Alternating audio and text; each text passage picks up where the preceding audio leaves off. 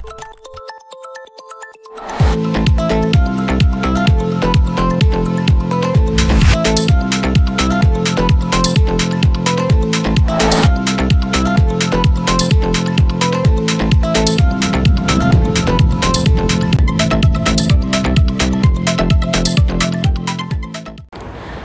Sumsel 24 jam hari ini. Komunitas Geraha Pena Fishing Club kembali menjajal spot mancing di perairan Laut Lampung, tepatnya Simon Reef atau SMR akhir pekan lalu.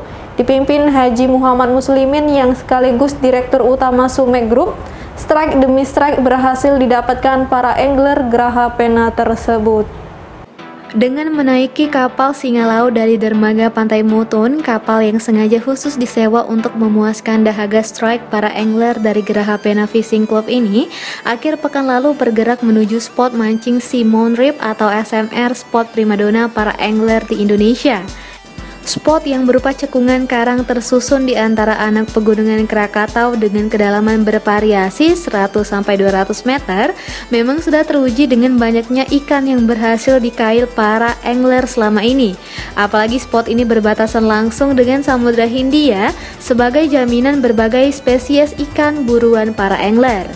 Dipimpin Direktur Utama Sumex Group, Haji Muhammad Muslimin, para angler Geraha Pena ini mulai menebar mata kail saat tiba di spot SMR. Angin kencang dan gelombang yang besar tidak menjadi kendala berarti para angler Geraha Pena. Selanjutnya, strike demi strike pun mulai sukses diraih oleh para angler. Beragam ikan berhasil diangkat mulai dari kakap merah, nila laut, kadal, tongkol, serta ragam jenis ikan lain. Dalam ekspedisi mancing di spot SMR ini, para angler Geraha Pena Fishing Club berhasil membawa pulang ikan dengan berat total 750 kg dalam berbagai macam jenis. Helendri, salah satu angler yang ikut serta dalam ekspedisi mancing di spot SMR, mengaku puas dengan hasil tangkapan kali ini.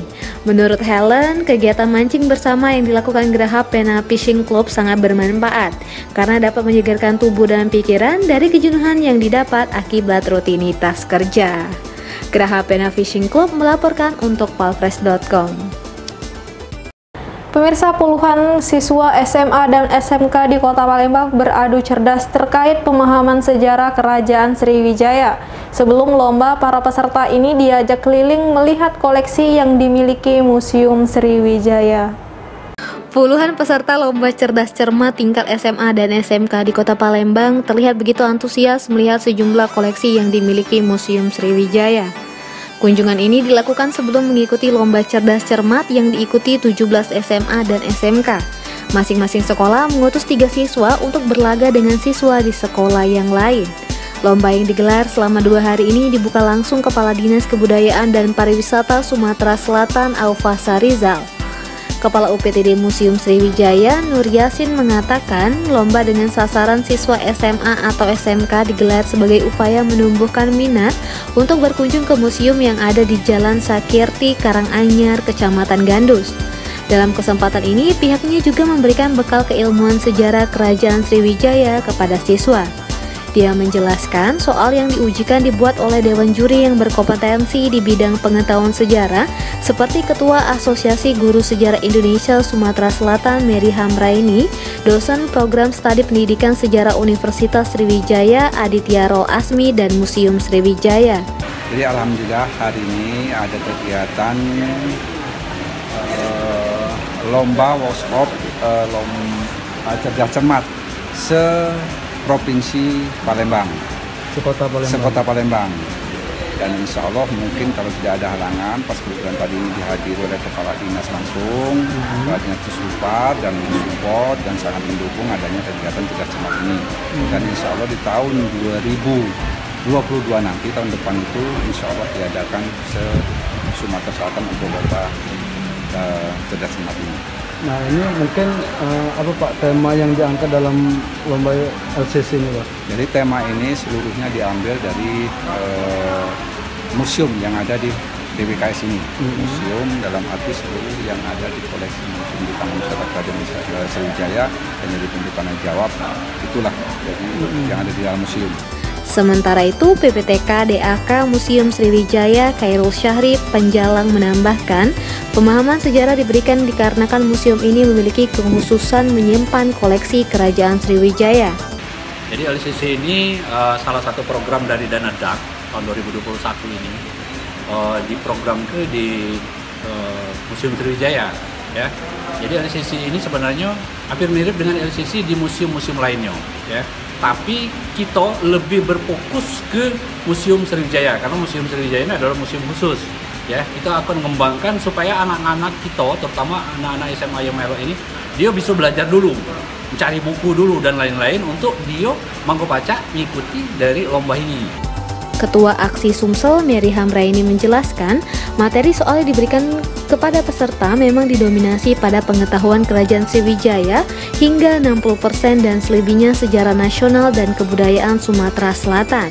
Dalam hal materi di sini dibatasi karena ini adalah coraknya Museum Sriwijaya, tentu materi tentang Sriwijaya itu sendiri yang paling banyak, antara lain presentasinya adalah 60%.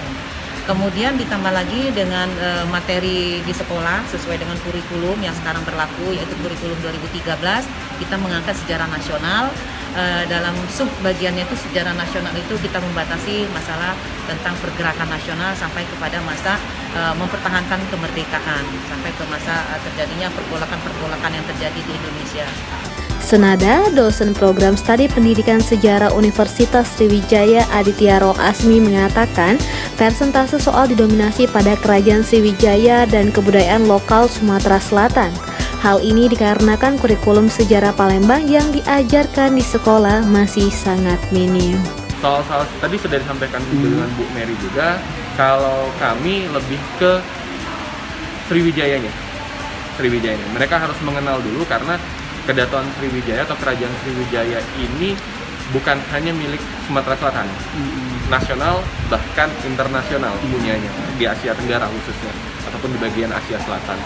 Nah, sehingga kita akan meramu membuat soal yang berbau tentang Sriwijaya. Karena lewat pengetahuanlah kita, kalau pengetahuan dapat, maka untuk keterampilan dan juga karakter, sikap karakter mereka itu insya Allah lebih mudah nyambungnya. Seperti itu. Reporter dan juru kamera Sri Depi, palpres.com. Lomba Cerdas Cermat Museum Sriwijaya tingkat SMA dan SMK berlangsung cukup sengit. Dari 17 sekolah yang ikut dalam lomba ini, siswa SMA Negeri 10 Palembang berhasil menjuarai lomba tersebut. Lomba Cerdas Cermat yang digelar Museum Sriwijaya berlangsung cukup sengit. Para peserta terlihat menunjukkan kemampuannya dalam memahami sejarah Kerajaan Sriwijaya. Dalam beberapa tahapan seleksi, siswa SMA Negeri 10 Palembang berhasil meraih juara. Keberhasilan mereka setelah menyisihkan siswa SMA Negeri 1 Palembang yang harus puas pada posisi kedua. Sementara posisi ketiga diraih oleh SMA Negeri 13 Palembang. Sementara juara harapan 1 diraih oleh siswa SMA Negeri 20 Palembang, juara harapan 2 diraih SMA Negeri 6 Palembang, dan juara harapan 3 diraih SMA Negeri 11 Palembang. Selain itu, yel-yel terbaik diraih oleh SMA Negeri 6 Palembang. Kepala UPTD Museum Sriwijaya Nur Yasin mengapresiasi usaha Dewan Juri dan Panitia Pelaksana serta guru pembimbing yang sudah bekerja maksimal dalam menyelenggarakan Lomba Cerdas Cermat. Dari sekian banyak, dari 17 sekolah tingkat menengah atas, dan kami pilih dari juara 1, juara 2, juara 3, dan juara favorit juga ada juara harapan 1, 2, dan 3. Namun yang jelas kami berterima kasih juga kepada Bapak Ibu pembimbing dari sekolah anak didik yang begitu semangat untuk mengangkat anak-anak didiknya supaya dia berpikir lebih bagus kembali. Dan kami berusaha untuk mencari anak-anak yang terbaik. Jadi kita mencari untuk anak-anak yang berpotensial, seperti anak-anak yang sekarang ada di samping kita ini dari SMA 10, bukan hanya dari SMA 10, mungkin dari SMA 1, SMA yang lain yang ada di Provinsi Sumatera Selatan. Yang jelas intinya kami mencari anak-anak didik memang benar-benar yang potensial. Sementara itu, perwakilan SMA Negeri 10 Palembang M. Agam Ramadansyah mengaku bersyukur bisa meraih juara dalam lomba cerdas cermat ini. Meski demikian, dia mengaku ada beberapa soal yang sulit untuk dijawab, diantaranya berkenaan dengan pengetahuan Arca. Persiapan sih belajar lebih digiatin lagi, di luar jam sekolah itu ditambah lagi, dan alhamdulillah guru-guru pembimbing sangat-sangat membimbing dan membantu dalam persiapan kegiatan ini. Jadi kami mengadakan Zoom meeting di luar jam sekolah dan kami lebih banyak membaca dan menambah literasi wawasan tentang materi-materi yang akan diujikan. Menurut kami yang paling sulit dijawab itu tentang arca-arca ya, namanya sulit dihafalkan dan terkenal asing juga. Bagi kami itu sih paling sulit. Lebih tertantang belajar lagi sih, setelah tahu kalau kerajaan Sriwijaya itu kerajaan yang besar kan, dan mungkin dengar-dengar ke depannya ada event-event yang lebih besar lagi, jadi lebih semangat belajar. Reporter dan juru kamera Sri Devi, palpres.com. Ratusan mahasiswa Fakultas Dakwah dan Komunikasi UIN Raden Patah Palembang mengikuti prosesi yudisium di Hotel Aston pagi tadi. Prosesi yudisium sendiri digelar dengan mematuhi protokol kesehatan yang ketat.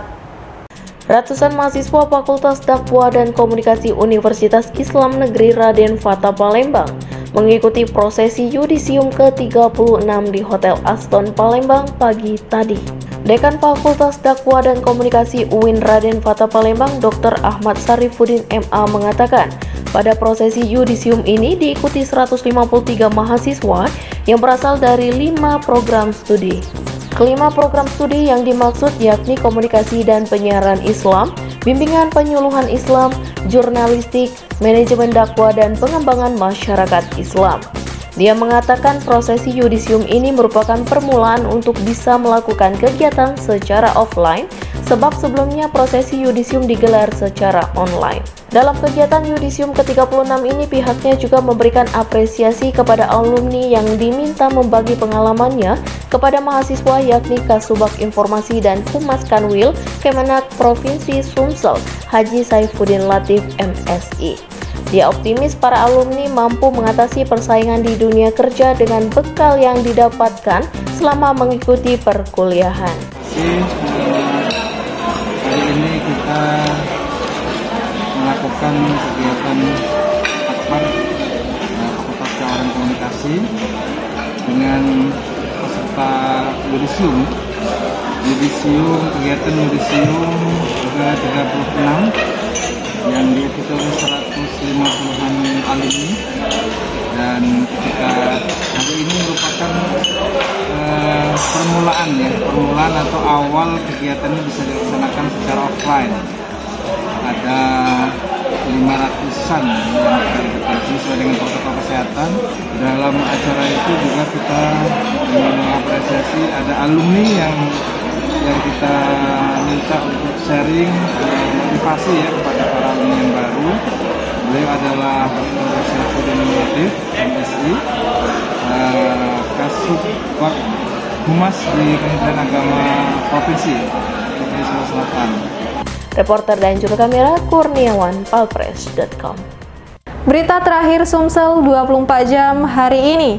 Perbuatan Muhammad Iman Sakti alias Iman sungguh keterlaluan. Hanya karena masalah charger ponsel, Iman nyaris menghabisi nyawa keponakannya sendiri dengan sebilah golok. M. Iman Sakti alias Iman harus berurusan dengan anggota Polsek Pelaju. Pria 29 tahun ini diketahui nyaris membunuh keponakan kandungnya sendiri berinisial MJ. Kapolsek Pelaju Ibtu Novel Siswandi Kurniawan mengatakan, pelaku ditangkap karena sudah memukul kepala korban dan nyaris membunuh korban dengan senjata tajam jenis golok. Motifnya hanya karena pelaku dilarang menggunakan charger ponsel. Alhasil akibat kejadian tersebut, korban MJ melaporkan saudara yang tinggal dalam satu atap rumah tersebut ke Polsek Pelaju. Dari laporan itulah selanjutnya pelaku berhasil ditangkap anggota. Jadi jajaran Reskrim Polsek Pelaju berhasil mengamankan satu orang tersangka pelaku penganiayaan, yang mana korban adalah keponakannya sendiri. Mereka tinggal satu rumah. Mungkin sebelum kejadian sudah banyak selisih paham, sehingga pada saat kejadian malam itu langsung menganiaya korban, dan korban langsung melapor ke Polda, Dumas langsung kemudian TKP langsung kami amankan. Untuk motif sendiri apa, Bang? hanya pinjam casan, karena si korban ini cara memberikan casannya itu melempar ke tersangka merasa mamangnya tidak dihargai, makanya langsung terjadi pemukulan. Sementara itu pelaku Iman mengaku tersulut emosi saat dilarang menggunakan charger ponsel dan memberikan charger ponsel lainnya dengan cara melempar. Apa dulu apa? Ponaan, kandung. Kenapa kau tangani dengan kau antrek itu? Ya kenapa keselnya?